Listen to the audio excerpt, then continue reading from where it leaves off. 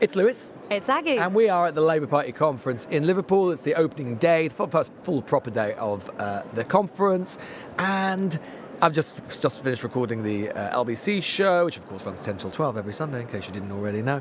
And it was a packed show, had loads and loads of interviews, not least the two people vying to be deputy leader of the Labour Party, the Education Secretary Bridget Phillipson, the recently departed Cabinet Minister, leader of the House of Commons, Powell, Aggie. Let's just before we get to some of these interviews, we should set the scene a little bit, right? This feels to me, this is kind of a really odd conference. It's easily the most kind of difficult one for Labour for some years, although that's not that surprising considering last year they were still sort of basking in the warm afterglow of the election victory. The year before that, they were heading into government, so all of the kind of inevitable factionalism which dominates these conferences was kind of the kind of lid put on it. But it feels to me like this is a conference which is being billed as really important for Keir Starmer, really important for the future of his government. We should always maybe be a bit sceptical about how important suddenly externally these conferences are. Most people out there obviously not paying any attention.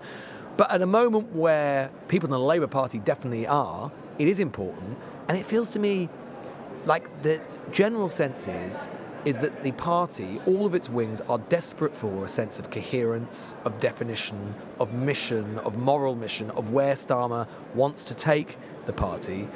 And yet incoherency, it feels to me, is still reigning. What do you think?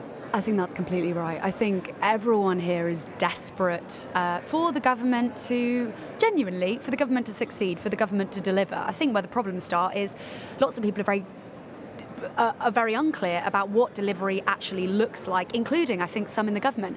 I do think one sort of positive bit of this conference is the fact that I think if it was a week ago, 2 weeks ago, it would have been more difficult for the government because of Andy Burnham. Of course, Andy Burnham, the Mayor for Greater Manchester, has had these couple of interviews he's done this week, one with The Spectator, one with The New Statesman, one with The Telegraph. And there were a couple of lines in there which I think have really irked Labour folk. So one of them was the fact that he said the government shouldn't be so in hock to the bond markets. The second was the fact that he said Labour MPs are asking me to stand. The reason this is basically united other Labour people is they think he went too far, they think he overplayed his hand, and even allies of his that I've spoken to say that he thinks he's probably feeling a little bit squeamish now and knows he went too far. And that's basically resulted in lots of people within the Labour Party basically feeling a bit like, actually, we do need this to go well, we do want Keir to succeed, and actually I think that is positive. And as one minister said to me, actually, as I was walking over to your show, Lewis, basically said it's a bit like Game of Thrones, and the King of the North doesn't last long in the Game of Thrones. I've never watched Game of Thrones. People tell me I should. Well, yeah, I mean, that's what I'm. That is what I'm. Everyone dies, actually. Everyone dies. Okay, fine, right, okay. Well, it's an appropriate metaphor for the Labour Party conference. Yeah, but I mean, you're right. I mean, like, look, I think you're completely right when you say that everybody here, everybody you talk to, including people you interview, say we've got to deliver. The problem is that Labour Party cannot actually fundamentally agree what delivery means, where delivery should be, and how it should deliver, right? And the truth is that, Keir Starmer is being asked to provide definition at a moment where, according to the polling, he is, and I think we should dwell on this, he's so personally apparently disliked by the public. And the party, I mean, we had sort of polling for LBC today, which showed the Labour Party in a dismal position. In a dismal position, that's right. So we've got this exclusive polling from 38 Degrees and Survation, which show Reform on course to be the biggest party, 293 seats. Labour on course to go down to just 191. The Lib Dems, 63. The Conservatives, a dismal 42 seats. SNP, 30. And the Greens winning just 6. And 13 cabinet ministers, including the Chancellor, losing their seats to Reform UK. And I think that point about delivery, being so keen on delivery, but what that definition actually looks like. This, I think, plays to that point. In 92% of constituencies, more people feel worse off than better or the same as last year. 92% after a year in government. And I think that is what you heard kind of being discussed on your show this morning. And that is why it's so difficult for the government. So one of the first questions you asked Steve Reed, new Housing Secretary, was, why doesn't anyone like you? probably at the lowest ebb in my lifetime. You're a new government. You're supposed to you're fresh, you're new. You're supposed to at least have a bit of a honeymoon. I mean, a honeymoon like that, who'd get married? I'd have been happier with a longer honeymoon. Yeah. But the truth is, trust in politics is at a really, really low ebb. The previous government made big promise after big promise. Austerity, their version of Brexit, the changes that Liz tried, levelling up, never quite happened. So people have got very used to big promises that don't turn into anything. And that has affected all of politics and all of politicians, including the very... Yeah, I started off with a really sophisticated question this morning of like, why does no one like you? Why have you got no friends? Why have you got no friends? You got no friends, mate? But it is astonishing, and I know we keep saying it, but last year they were, 2 months into having just won a landslide majority. And people talk about the fact that they were out of power for 14 years. And when you say to Labour people, where did it go wrong? Because you're only just over a year in, and look at your poll ratings, look at that poll that I just mentioned, 191 seats. Where did it all go wrong? And they often talk about, before the election actually, they often talk about the campaign, the promises that were made, like the VAT, national insurance and income tax, promises not to raise those, that basically left them in a kind of fiscal straitjacket. Of course, Rachel Reeves, the Treasury, would say they need that fiscal straitjacket so they don't crash the markets. And also the fact that there was just not a good enough plan. And I think that's the thing we keep talking about. It wasn't a good enough plan. They often talk about Sue Gray, who was, of course, Chief of Staff and in charge of planning. And they just say we came into government and we just didn't really know enough of what our plan was and what we were going to do. So I think that I've thought about this loads, and I think this is actually the crucial thing. As so often, the seeds for this stuff are sown kind of long ago. And I think that the truth is, if you're trying to square the circle, right, which I've thought about a lot, I know you will have done as well, how do you answer that riddle, which is you have a government which comes in with a huge majority and almost instantly finds itself disliked, if not reviled, finds itself with no political honeymoon, finds itself buffeted around, despite the fact that on paper we've actually got the most left-wing parliament in history, with the radical right reform doing all the running. And I think the truth is that, one of the big reasons for that is they got a majority, but without any sort of mandate. They didn't ask for anything, right? They didn't go into the election with any sort of particularly big promises, and yet have still managed to disappoint, despite the fact they didn't make many promises to begin with. And I think it comes back to the lack of legitimacy for any plan. Now, we talked about so much, right, in the run-up to the election, about the Ming-Vase strategy, which was the idea that Starmer was being so careful. The truth was he was too careful, right? Because they were so afraid of frightening the horses, and the fact they were enjoying such a big poll lead, it meant there was no incentive for them to think big thoughts, to come up with a really big plan. There was no incentive to come up with sort of politically interesting ideas. And that worked for them in the run-up to the election and failed immediately on the day after the election, or started to create problems. Because they went to those government departments with, as they themselves said, a big scary diagnosis: the country's ruined, the country's going to hell in a handcart, but with no sense of prescription. And now they're having to come up with that prescription, it seems to me, on the job. And when you're doing that in government, that's just hard, right? It's nightmarish. And it just comes back to that question that Keir Starmer is asked again and again and again, and the Labour Party is asked again and again and again, what do you stand for? What do you believe? What do you believe? And the problem was, during the election, at least to critics within the Labour Party of Keir Starmer, they would basically say they were completely focused on winning. They were completely focused on the Ming-Vase strategy. They were completely focused on not screwing it up. And then it meant that basically they were so focused on that there just weren't that many ideas. There weren't that many thoughts. And I think, exactly to your point, that is where some would say they've fallen down. Exactly. Well, I mean, and now they've got the sort of prospect as a result of that. I mean, part of it is Starmer himself, not, as we've talked about before, he's not a politician who enjoys talking about ideas. He's not a politician, he kind of thinks that sort of chin-strokey and Westminster stuff. The problem, the way I would put it now, is one of the reasons the government seems buffeted from crisis to crisis is precisely because it is a party, it's a ship, which is lacking a destination.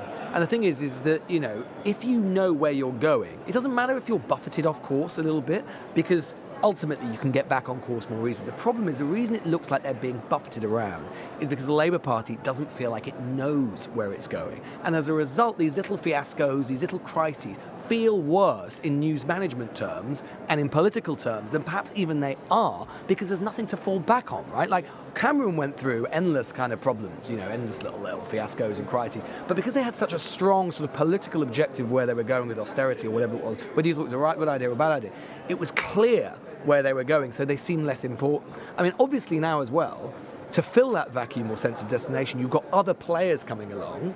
Enter Andy Burnham. Right? And he is precisely trying, I mean, you say, I think you're completely right, he's done it in a quite heavy-handed way, but he was trying basically to fill that vacuum. And then added on to that, which is another source of instability for the party at the moment, is this unexpected deputy leadership contest, where all of these ideas and all of these kind of all of these bits of dissatisfaction with Labour, which have been with the government and with the leadership, which have basically been suppressed up to now, they now have an open forum for those to be aired, i.e. the deputy leadership. So we had both of the candidates for deputy leadership on the show today, including the Education Secretary Bridget Phillipson, who is basically the number 10 candidate, although she denies that accusation. Asked her what she made of what Andy Burnham had to say. I just think politicians have got to tread with care in this. And the only reason that we're able to expand free school meals to 500,000 more children, expand childcare to 30 hours for working parents, bring in free school meals, bring in free breakfast clubs,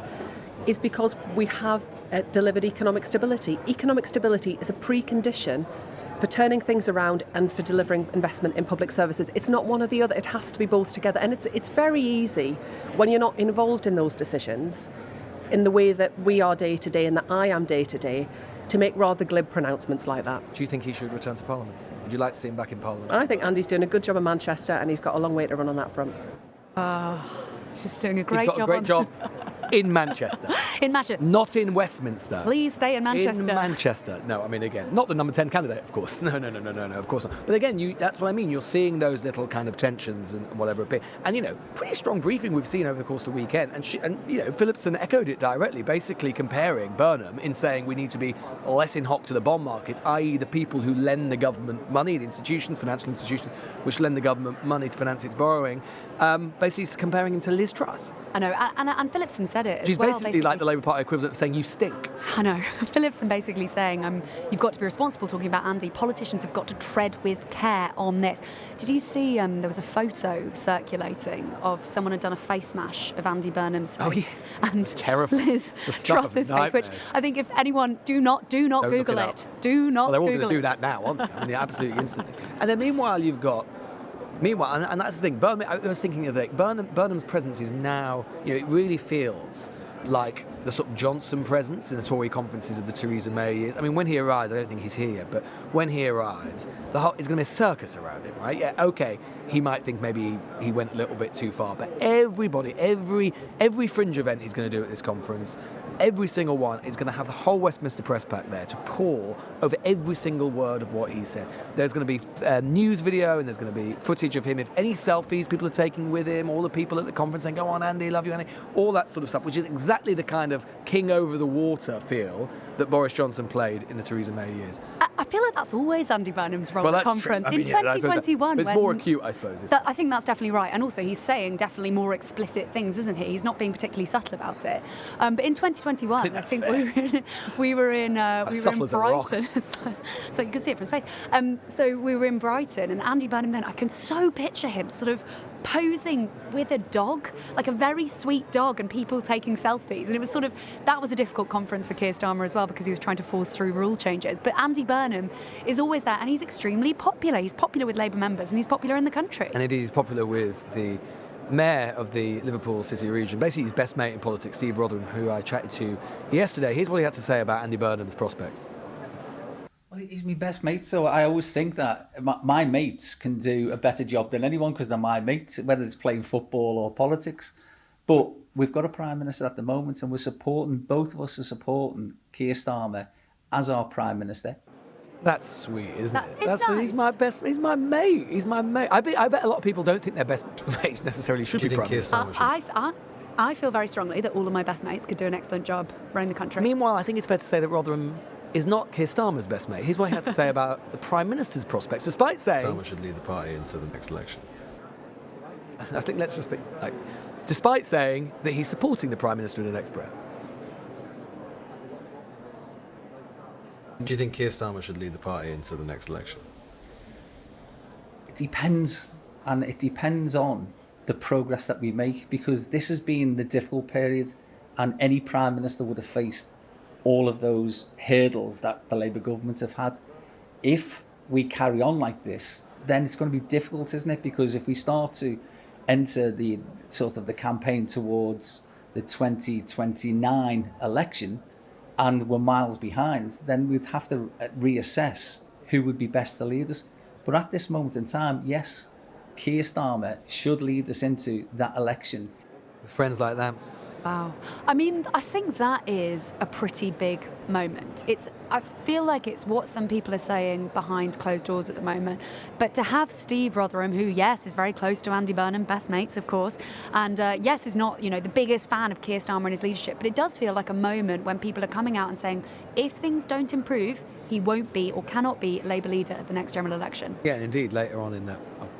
Yeah, indeed. And as I said, he's easily the most senior Labour figure that I've heard enunciate that, to say that in any kind of way. I mean, normally, people listening to this who aren't from, who might think, the ways of Westminster is weird, which they are, and the world of Westminster media is weird, and it is, might think, well, it's just a statement of the obvious, right? Like, if it's not working, why wouldn't they change it? But it is, to articulate that, to actually say it, I mean, maybe this is just ridiculous in a way, is unusual, like in Westminster terms. The typical line, which we obviously heard from Steve Reid this morning and others, is, PM is the PM, come what may, he's going to lead us into the election, full stop. Yeah, but listen to what Lucy Powell said when you asked her the same question.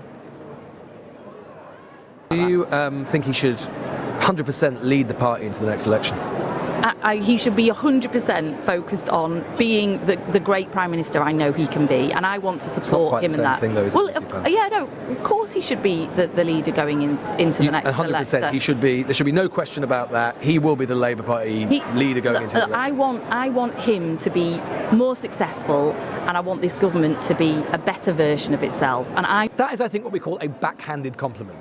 I think that's what we call a word salad. It's sort of, if you compare what Steve Reid says, absolutely, backhanded word salad, absolutely, he will be Labour leader at the next general election. And then you have Lucy Powell, who of course is running to be deputy leader, and said at a different point during that interview that she could be, more explicit in her criticism.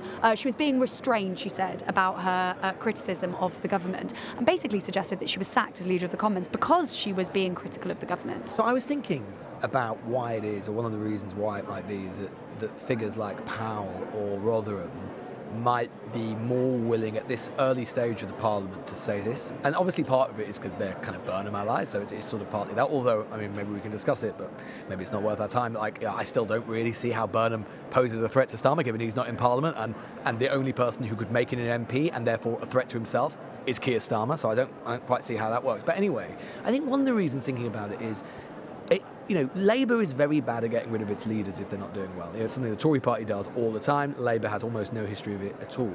I do wonder whether one of the reasons that Starmer might struggle more, the prospects for his leadership might be worse if he's seen to continue to be struggling, is because it's not the Tories who are the beneficiary of his woes. It's reform. And that scares Labour, right? It's not just like the normal kind of sort of cyclical toss and turn of politics. It's potentially about something really new. It's not just, obviously Labour never want a Tory government. They don't like the Tories. They're afraid of what they might do. But they're terrified of reform, not just because of the threat they might pose, but because they would just scramble all we know about British politics. They might destroy the two-party system, which Labour has obviously to some extent been the beneficiary of. And, some of them are genuinely afraid, as Sadiq Khan has talked about, as others have talked about, of them being a threat to British democracy. So it sort of raises the volatility stakes, it feels to me, that Labour might be willing to do stuff that they might not ordinarily do.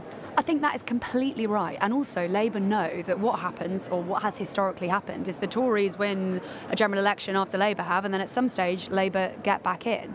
They genuinely, reform winning is just the unknown for them. It is genuinely the unknown. The end of a century of the two-party duopoly. But on the regicide point, because Labour people do sometimes say, yes, the Labour Party doesn't buy into regicide, it doesn't do it. And I think that is why lots of people feel so uncomfortable about Andy Burnham's interjections over the past few days.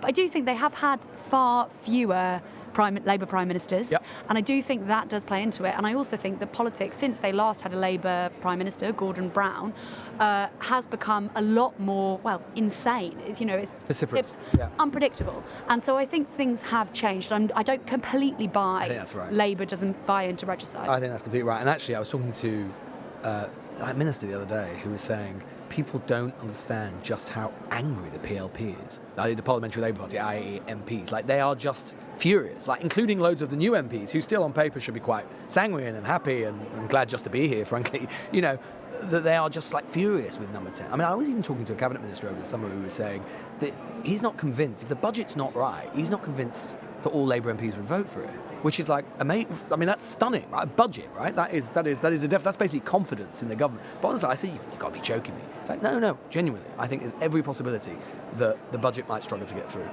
Wow. Which would be nuts. And I mean, that is because, number one, they're worried about losing their seats and they don't feel confident in Keir Starmer managing to get them their seats, win back their seats. Yeah. And also they don't feel they have enough contact with number 10. Is there anything else? Yeah, and I think just general, below, just sub-zero unhappiness about how they've handled politics up to now. I number 10 as well. And it feels to me, that's the other theme it feels to me on this Sunday of conference, which is, to some extent, I think one of the reasons, you know how these things work. I think we'll probably get to the end of the week and people will say, that was a great triumph for Keir Starmer, this conference, great triumph. He'll probably do a decent speech and he'll start to articulate his vision and people will say, that's the Keir Starmer we really want to see. That's the kind of vision that we need to hear.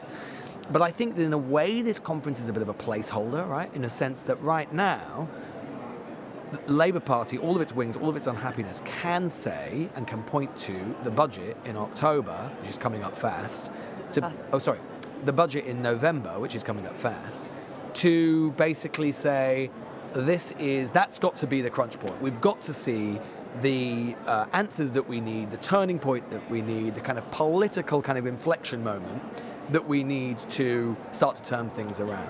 But if that doesn't happen, and I'm not sure what it would have to look like for that to happen, then you can imagine the sticking plaster really being ripped off. But what happens if the sticking plaster really does get ripped off? Because genuinely, you referenced it there, it's not clear at all whether Andy Burnham would manage to get a seat in Westminster. It's really complicated. There's various different steps, including, as you mentioned, the National Executive Committee having to actually sign off on him being a candidate in a by-election, which might not happen. But also, if the budget, if it gets voted down, I think, as you say, unlikely, but if he was forced out after that, what happens next? Because the economy, we know, the bond markets actually do like Rachel Reeves, the Chancellor, after she cried at PMQs because of a family matter. They were clear that they wanted the Chancellor to stay in post. She's a bit like Jeremy Hunt was in the post-Truss period. Yeah, stability, right? Yeah. And so what happens to the economy if Keir Starmer is forced out? And I thought what Roisin Allen-Khan and John McDonnell recently, back as a Labour MP, John McDonnell said was interesting. Especially John McDonnell basically talking about the fact that if things don't improve, he thought actually Keir Starmer would just stand down. I've worked with Keir Starmer. If we're in a situation like we are now, I know what Keir will do. He's a responsible person. He'll think, I'm not doing the job, and he'll stand down himself. I think he has potentially been advised by some of the wrong people. I think that the internal infighting that happened over things like the winter fuel allowance, the two-child benefit cap, our party needs to be a broad church. And I think some of the polling that has been out there recently has reflected that our members want to see that. What it feels like to me is that this is a party which is, I think one way or the other, and we're going to see this in the budget, I think Starmer is going to find himself having to do a lot of internal party management, which actually will result in all sorts of ways in lots of kind of moves to the left, even if that's not kind of what they anchor on. So, for example, you mentioned John McDonnell. And he lost the whip over the two-child benefit cap. That's basically moved to almost be kind of received wisdom now that is going to be lifted, right? We are going to see there is a huge push in the Labour Party for greater wealth taxation. Again, I think that partly because of internal party management reasons, we might not get to everything that they want, but I would be surprised if Reeves does not make some sort of move, whether it's through changes in council tax, whether it's something on land value, I don't know, but some move which is a sop to, not the Labour left as such, but the kind of median point of the PLP right now, which wants this sort of thing. So I think that, he reminds me a bit, increasingly, Starmer, even though he's kind of made his name as being a bit of a scourge of the left, I think he's going to end up being a bit like Biden. He's going to end up spending a lot of time ticking off, because of his, what feels like an increasingly weak position, ticking off lots of internal Labour things, which might not amount much to an internal narrative, but will be increasingly kind of inward focused. And I think it's interesting that they've really upped their focus on Farage and the language they're using around Nigel Farage and Reform UK in the last few days, has really, really stepped up a notch. Basically suggesting that Nigel Farage is the enemy in an interview a couple of days ago, and also suggesting that some of their policies on indefinite leave to remain, basically scrapping that, is racist. And I thought Lucy Powell, again, deputy leadership contender, on that was really, really strong. I think the policy of rounding up and deporting people who are here legally and lawfully, who are contributing to this country, is absolutely the wrong and immoral, and is immoral. In that spirit of taking back the microphone, Lucy Powell, and straight talking, do you think Farage is racist? I think some of what he says and does is. I don't think that everything about him is, or that everything about But if you indulge in racist policies, that makes you a racist, doesn't it? But I think that's the wrong. I'm trying to kind of wrest back the microphone to say, let's have a conversation about what's really wrong. Use it then. What's really wrong with our country, and he wants to say that immigration is the root of all evil, is the root cause of all the problems that my constituents are facing, and I disagree with that. But at the same time, and again, I think this comes back to what we're saying about coherence and about different bits of the Labour Party pulling in different directions, and not necessarily it being well formed from Number 10 what the message is, because at the same moment that Starmer said this morning, called Farage's policy on indefinite leave to remain racist, which is a very different line to which they took earlier in the week, which is basically it's just unworkable. It's not a moral question, it's just unworkable. You've got Powell saying that there, but Shabala Mahmood also giving an interview to The Sun this morning, the new Home Secretary, basically saying we're going to be even tougher on migrants, all of this sort of stuff on immigrants. Now, you can separate out, there is a difference between your policy toward indefinite leave to remain and people who have arrived here improperly or legally or irregularly, but it's still a little confusing in terms of the message that you're sending. Yeah, and I think it's confusing when you're basically changing the line on it. But I thought Lucy Powell basically saying, we need to wrest back the microphone from Nigel Farage and make the case. But what case? And is there enough of Keir Starmer and people in his cabinet basically making an argument and being clear about what needs to be delivered without just talking about Nigel Farage? Well, I am intrigued to see whether this shift remains, because up to now, the Number 10 strategy for dealing with Farage is basically actually to treat him with kid gloves in some ways. You could say, apart from traditional stuff on the NHS and so on, particularly on migration, they've basically said, more or less, and I think it is quite problematic, basically said that Farage is right about the diagnosis.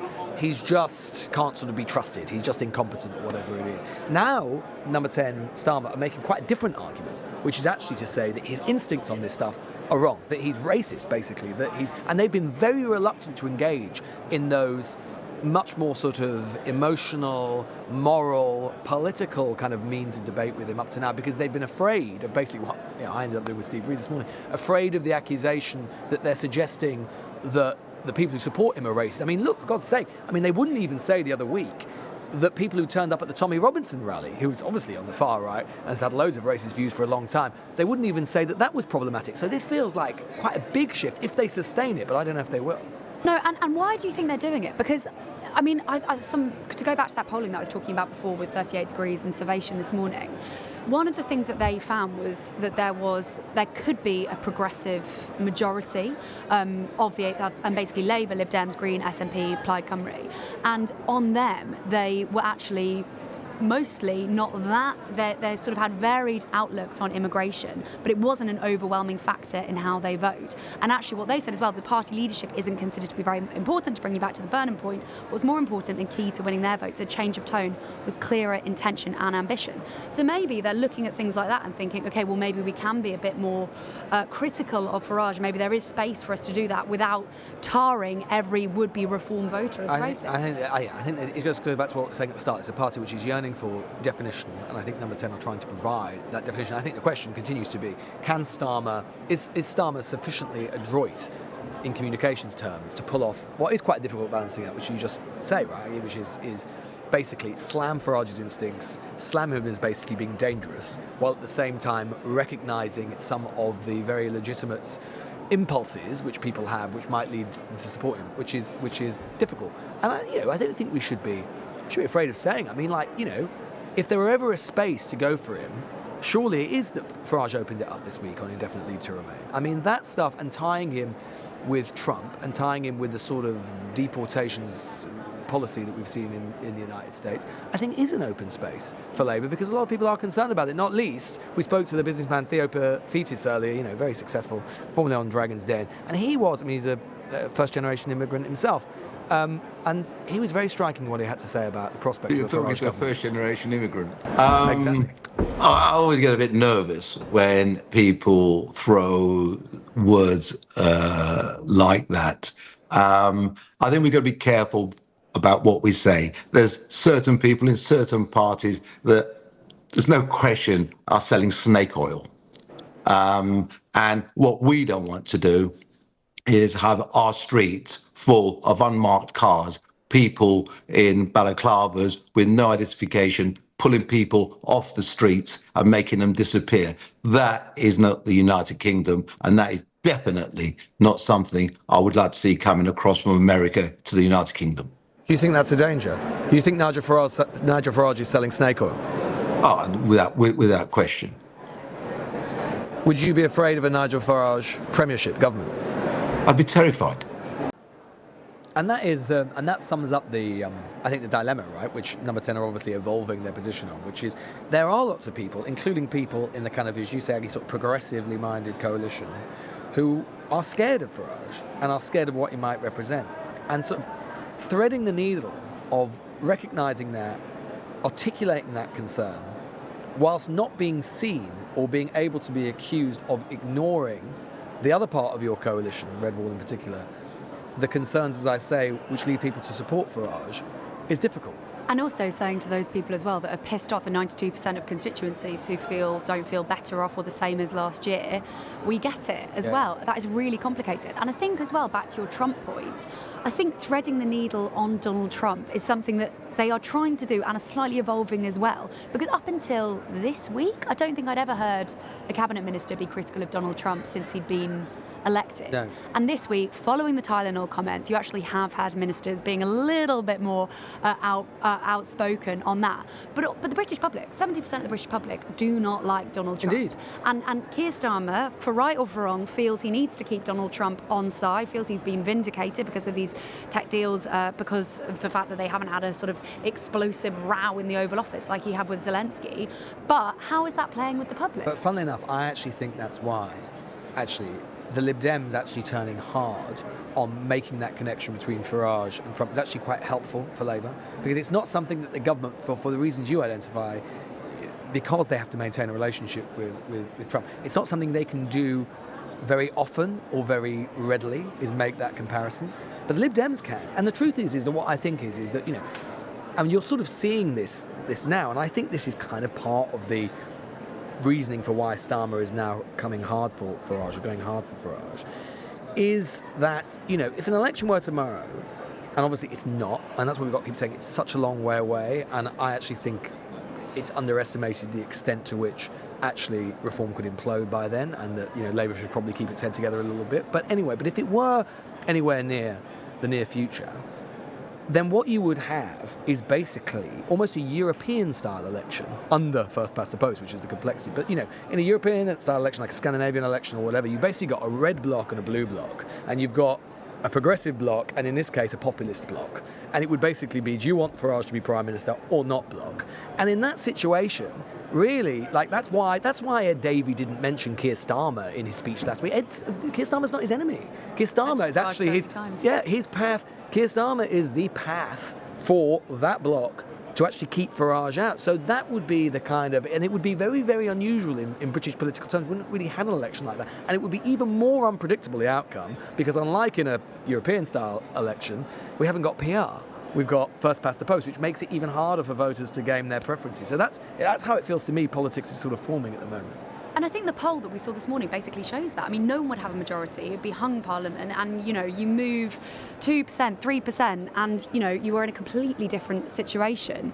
And as you say, it is worth pointing out that we are a really long way away. But as someone from Labour said to me last night, they thought it was easier to go from popular to unpopular than it is to go unpopular to popular. So yes, there are 3 years, and yes, things can move very, very quickly. But also, reform could become more unpopular, and then Labour could be the beneficiaries of basically. They could screw it up as they started to do this week. But I suppose the difference is, and again, this is another one of those, we've talked about so many contradictions right now, but one of the contradictions is about politics right now is that, yes, an election is a long way away and anything can happen politically in that time. But 3 or even 4 years in policy terms is not a long time. And if they're right, which I'm not convinced they are, but is right, by the way, but if you assume that the analysis, which Starmer basically has had since the beginning, that this is about delivery and being seen to deliver, then actually, delivering and turning around public services 3 years or 4 years is not long. You've basically got to be doing it now or probably yesterday, particularly if you're talking about big legislation, rolling things out. I mean, look at things like, Heathrow or whatever it is. We're talking about 20 years' time. Big infrastructure projects, whatever it happens. Most of this stuff won't even appear by 2029, doing the NHS and so on. So you've kind of got to have those ideas now, which feels to me part of the problem. Yeah, and all politics is local, right? I mean, it's about kind of people. A lot of it is about the economy and people feeling like they've got more money in their pockets, which, the government, I had some figures this week from the Joseph Rowntree Foundation that basically said living standards are set to fall by the end of the decade. People, like the average family, is going to be £550 less well off than they were last year when the election happened.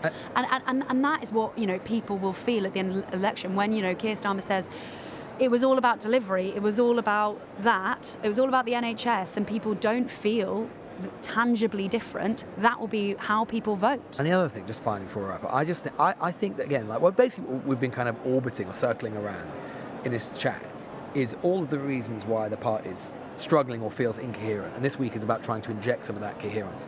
It feels to me that one of the problems in doing that is that you basically... Labour, I think, even... most of the Labour Party, the Parliamentary Labour Party, I think in some sense want to move left on various things, whether that's increases in public spending, whether it's sort of changes on wealth tax or whatever. There are obviously people who would disagree.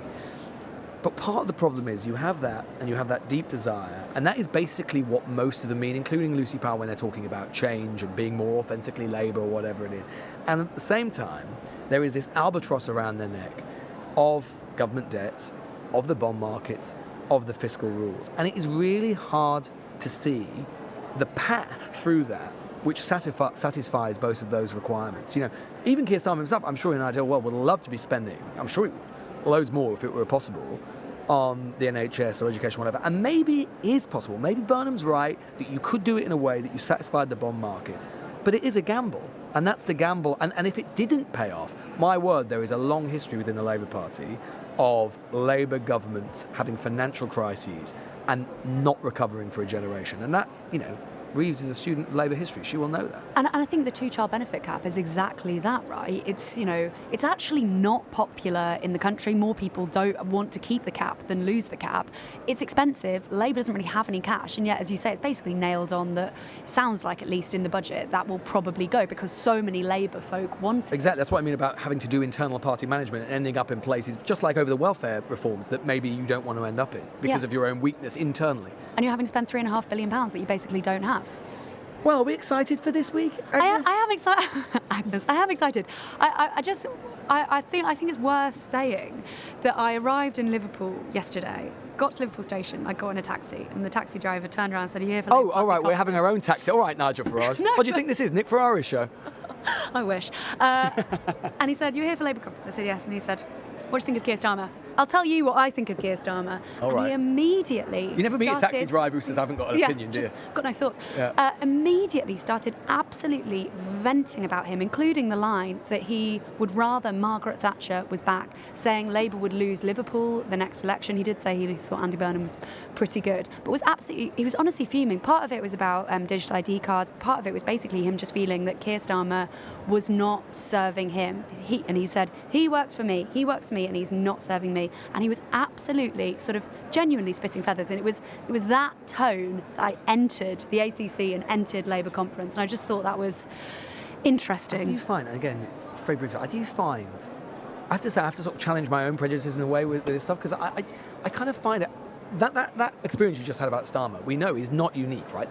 Some people, quite a lot of people in this country, loathe the guy. And we see that in the polling, we see it in the focus groups. They speak about him viscerally badly, right? And I always have to really, in the same way that I could never quite work out, again, my own personal prejudices, why so many people, some people really love Boris Johnson. I had to go through my head, I think these are the reasons. Like, with Starmer, I kind of struggle to see why anyone would loathe him, or very, very strong feelings about him one way or the other. I can understand why lots of people would be really indifferent about him, maybe be quite pissed off about him, maybe dislike things about him. But that visceral kind of loathing, because he actually is so... He's what he is. He doesn't have a great deal of kind of like purchase or personality. It's sort of hard to see it. But I think one of the reasons it goes back to what we were saying at the start. I think people feel that I think part of the reason is that partly because he hasn't got a strong political personality or sense of mission, people then project onto him their worst fears about politics. And their worst fears about politics are that people are self-serving. And because he doesn't appear, again, to have a strong sense of mission or destination, people just think he's in it for himself, which I think is unfair. But I think that's my impression as to one of the reasons why there is that strong feeling about him from some people. Yes, and also the fact that he's a sir.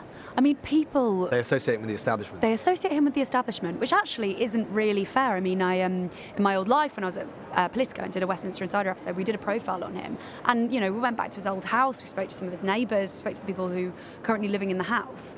And, he really, really, really is not part of the establishment. Yes, he became DPP, the Director of Public Prosecutions, and he became a sir. But it is amazing that he is unable to talk about the fact that he understands, as the taxi driver said, he would not understand. He did not understand what it was like to struggle. And so it's amazing that he is unable to be able to kind of communicate that and talk about... And yet Farage can. And yet Farage can. Story of our times. Well, we're off to, what is it, 1:15? Hit the bars? No, a bit early? Yeah, immediately. All right. Right, we'll be back. Well, you can, of course, get loads of coverage, rolling coverage of this conference on LBC and the news agents throughout the week. Aggie, thank you. Thank you, Lewis.